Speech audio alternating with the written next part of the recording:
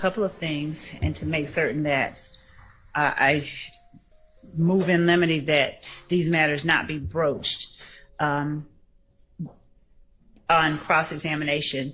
I have intentionally not asked about the content of anybody's interviews, and I don't know whether or not any member of the defense intends to attempt to elicit testimony about what any particular witness or defendant said who has not testified from Detective Thorpe, but I would ask that the court preclude questioning about what anybody said in an interview that has not yet testified. And I don't want to have to object like I'm trying to hide something, but I did specifically ask about certain people, but I intentionally did not go into what the content of any interviews were. So in as much as that may be an issue, I would rather, if we can, address it before the jury comes out. All right. Anybody want to be heard on that?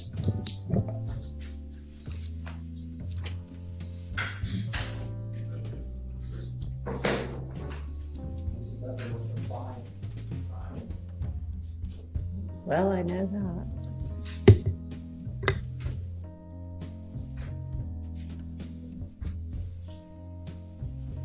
So, does anybody want to be heard on that?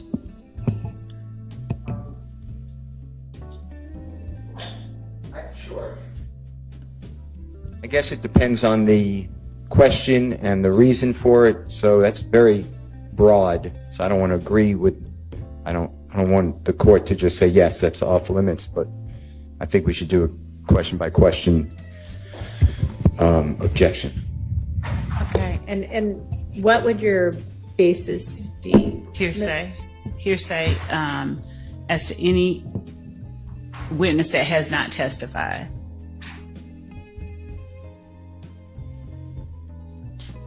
All right, I mean, I don't know that I can decide that before I hear sort of what questions being asked. I'll give you an example, if I may. You've heard the name Spencer Wright, Your Honor, which is R-I-G-H-T for the Miss Winfrey. Well, it is my belief that Spencer Wright lied, did not tell the truth. He was looking to get a deal, a favorable agreement from the district attorney's office through the detective as well.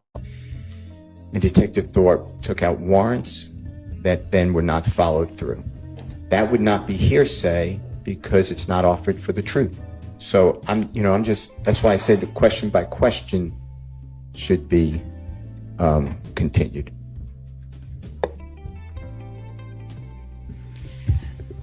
Your Honor, having Detective Thorpe testify that Spencer Wright lied necessarily gets to what Spencer Wright said. I think it's an improper question to ask him if he lied. I would not think that was what Mr. Steele would be asking. Mr. Steele.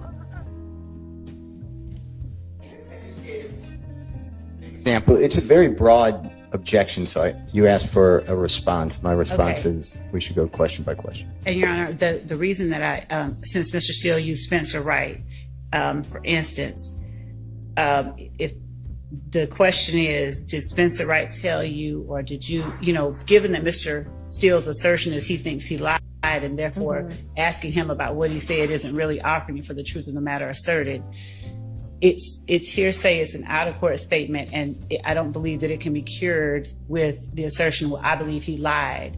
If he wants to get into what Spencer Wright said, then Spencer Wright can be called as a witness, but I don't think that it's proper to allow Detective Thorpe, one, to characterize, to testify about what Spencer Wright said when I've not opened that door, and there's no exception that affords him the ability to permissibly elicit that type of testimony from the witness. I'll stop there.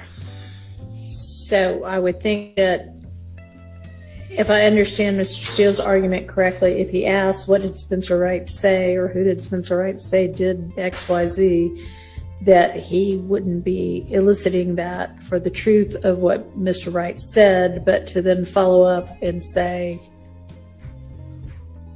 warrants weren't taken out for whomever that person was, I guess. Is that what you're saying? Well, Your Honor, I mean, he could ask whether warrants were taken out based on what Spencer Wright said, but I think that him getting into whether he lied or what he said specifically, yeah, I don't would think not be he's. proper. Yeah, I agree with that, but we weren't talking about a question about whether the officer thinks that, or the detective thinks that Mr. Wright lied. It would have been, you had said this would be hearsay. And he's offering something that if he asked it wouldn't be for hearsay purposes because it wouldn't be for the truth of the matter. Your Honor, I mean, I can't make a blanket ruling that nobody can ask anything about. but Go ahead. asking about whether Mr. Steele believes that it's the truth or not, eliciting specific statements from the witness. It's an out-of-court statement that may or may not be considered true. He may say he's not offering it for the truth of the matter, but I think it's akin to asking what Detective Thorpe did based on information he got from other people. And the idea is that it wasn't that what they said is true. He followed up on it, but I can't talk about what the other people said. And in the same manner that the objection was sustained, that I can't even, it's somehow embedded here today, this idea that having Detective Thorpe talk about what Spencer Wright said that Mr.